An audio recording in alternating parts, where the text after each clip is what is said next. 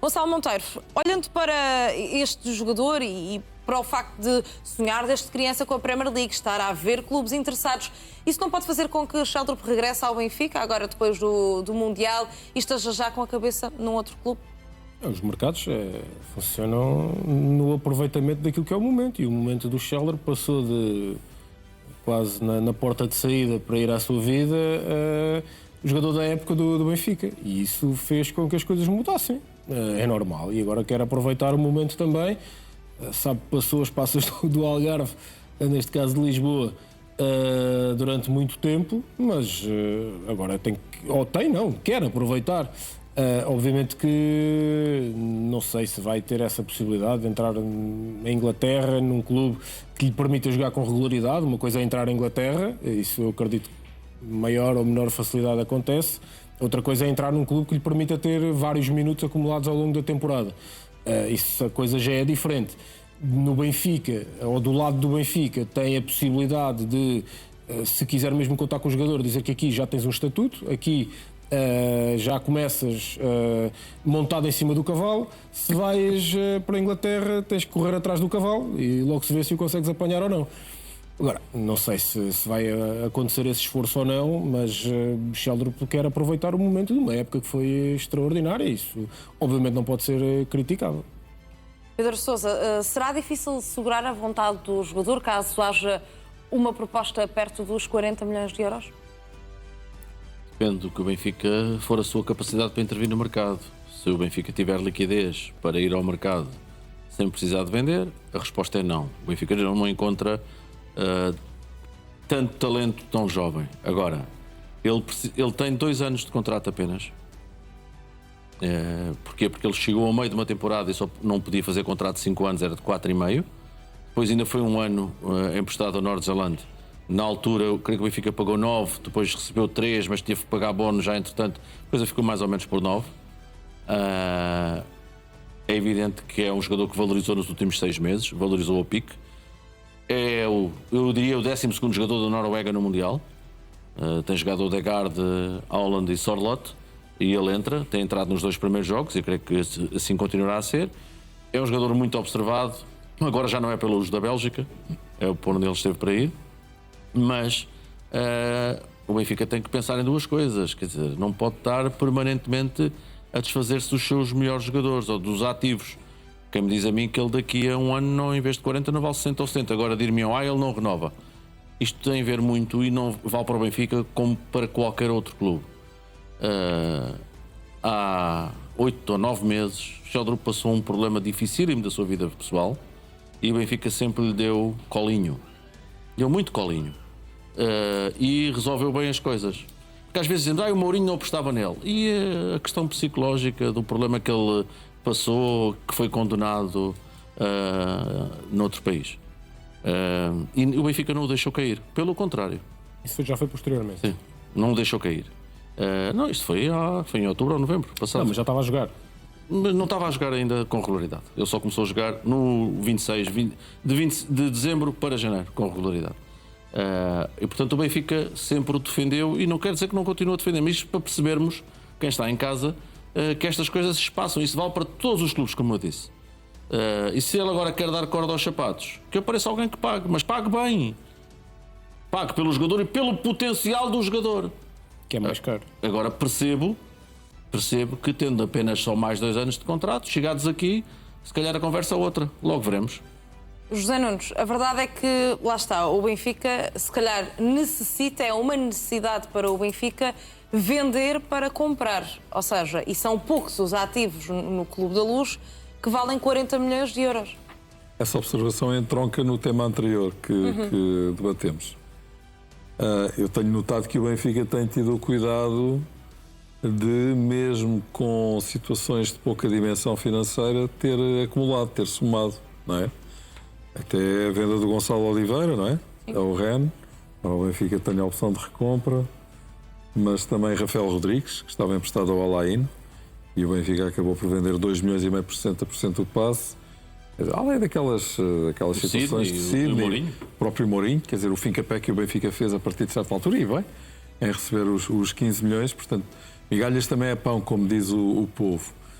Mas isto também significa que o Benfica tem noção de que, não estando na Liga dos Campeões, este terceiro lugar custa-lhe caro em termos de faturação, mesmo que seja um clube que tenha uma capacidade impressionante para fazer receitas. Olha, agora estão a avançar os Red Plus, não é? Etc. Portanto, eu diria que, em relação a Sheldrup, se o Benfica aponta para 40 milhões, está a fazer 60% de desconto.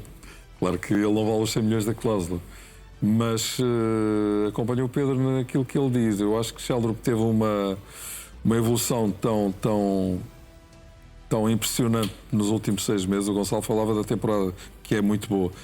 Quer dizer, basicamente é meia temporada, não é? Sim. Que acaba por valer pela temporada toda. 2000 e poucos minutos. Mas ele aparece realmente a jogar praticamente na segunda metade da temporada.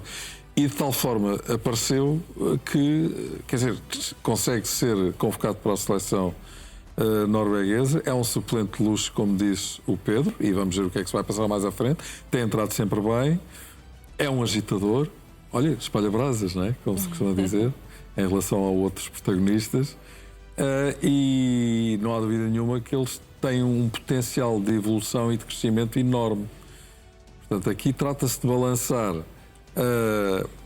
as propostas de mercado que certamente vão chegar por ele, se é que não chegaram já, em função daquilo que ele pode valer no futuro e em função da necessidade que o Benfica tem de fazer encaixe de dinheiro para ir buscar outros jogadores que interessem a Marco Silva. Mas há uma coisa que é importante, mesmo com o Sheldrup, ainda há pouco falava o Pedro nisso, o Benfica precisa de mais um extremo. Quer dizer, é a questão dos centrais. Quer dizer, sem Otamendi precisava de 2, um novo e um maduro. Agora, se é António Silva, quantos é que precisa? Quer dizer, isto nunca mais acaba. Portanto, não há dúvida nenhuma que estou muito curioso para saber o que é que se vai passar nos próximos dias, porque, insisto, eu acho que vai haver novidades. Vamos falar agora de novidades relativamente ao Sporting. Sérgio Altimira vai mesmo ser reforço do Sporting. O Record avança hoje que a SAD Frederico Varandas vai pagar 18 milhões de euros, mais alguns milhões por ano. E, portanto, pode não acontecer. O contrato é de 5 temporadas do Altimira. Isto aqui, várias coisas, várias carambolas deste negócio Altimira. O Sporting chegou a acordo com o jogador, com o Betis, com o empresário do jogador. Várias carambolas deste negócio. Primeiro, o Palhinha, como dissemos na passada quinta-feira aqui e na CMTV, tinha preferido jogar no Tottenham. Está à espera que o Tottenham se entenda com o Bayern de Munique e o Palhinha, tudo indica que vai jogar no Tottenham na próxima temporada. Portanto, isso é uma consequência, sendo que o Sporting não queria pagar 25 milhões de euros pelo Palhinha, que tem 31 anos. Mas, tudo somado, outra carambola, o clube que queria Altimira também era o Leipzig, da Alemanha. O Leipzig está a investir na contratação de Samu Costa, que está no Mundial e que é médio do Mallorca de Espanha, que desceu à segunda Liga Espanhola. Finalmente, que eu acho que isto não é despiciente dizer isto, o Sporting já ainda não acabou o ano desportivo, porque acaba daqui a menos de uma semana, 30 de junho, é quando acabam as contas. O Sporting já tem 81 milhões de euros investidos em reforços. Eu vou repetir, 81 milhões. E vou dizer ainda mais outra coisa.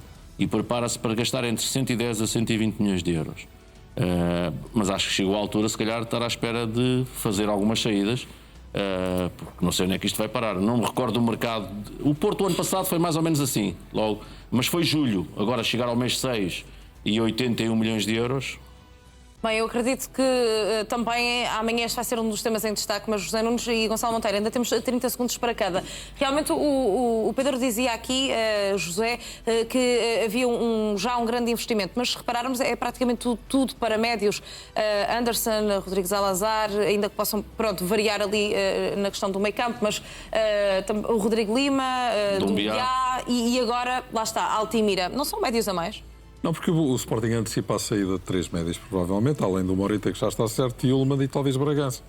E nesse sentido está-se a reforçar bem, está a gastar muito dinheiro, aparentemente tem qualidade, e também com um critério muito definido em relação ao perfil morfológico dos jogadores. Anderson, 1,90 m, Dumbiá, 1,87 m, Altimira, 1,88 m. É curioso. Há aqui um padrão e há aqui um critério. Está a ser um bom investimento, Gonçalo, para o Sporting?